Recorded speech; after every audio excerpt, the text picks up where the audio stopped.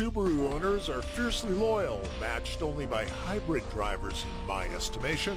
In the past, you had to choose between one or the other.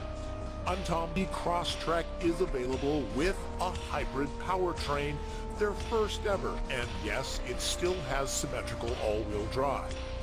Toyota owns 16.5% of Subaru's parent company, Fuji Heavy Industries, so it makes a lot of sense to take a Prius hybrid powertrain and stuff it under the hood of the XV Crosstrek. Except that's not what happened here.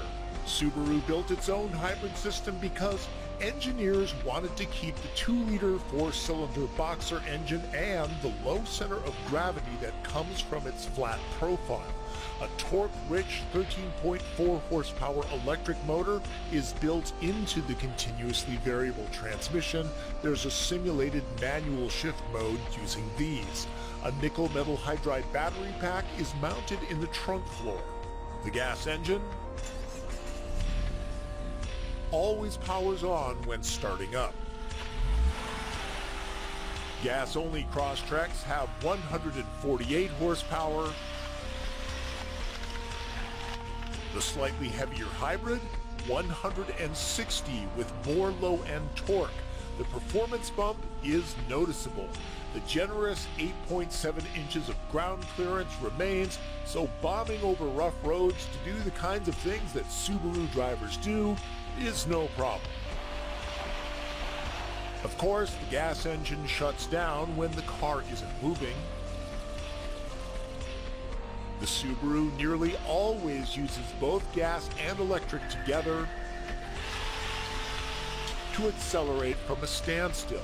In rare cases, at slow speeds, it can run only on electric power for short distances. In rush hour type driving, the cycling of the gas engine gets tedious. The suspension and steering in the hybrid have been retuned for a slightly sportier dynamic. The hybrid version of the Crosstrek remains fun to fling into corners, so Subaru engineers kept their promise there.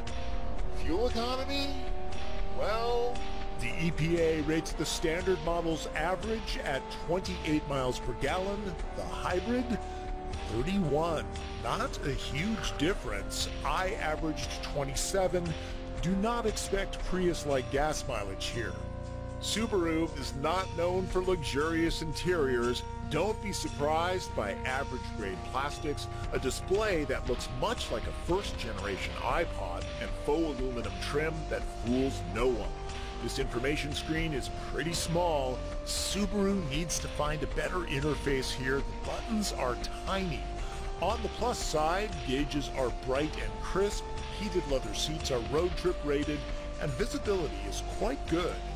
The hybrid system doesn't seem to have affected space in the back seat. I'm 5'9", and I have enough knee, leg, and foot room back here.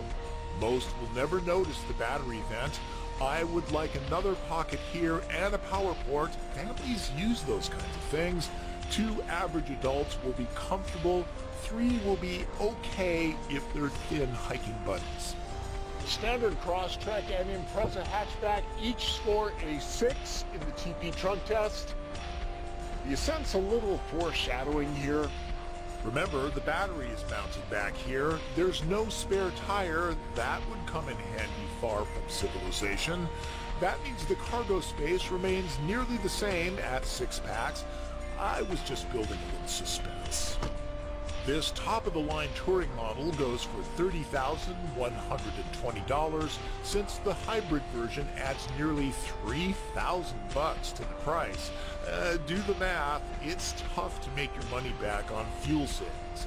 If you simply must have this badge on your Subaru, then the slightly sportier hybrid is for you.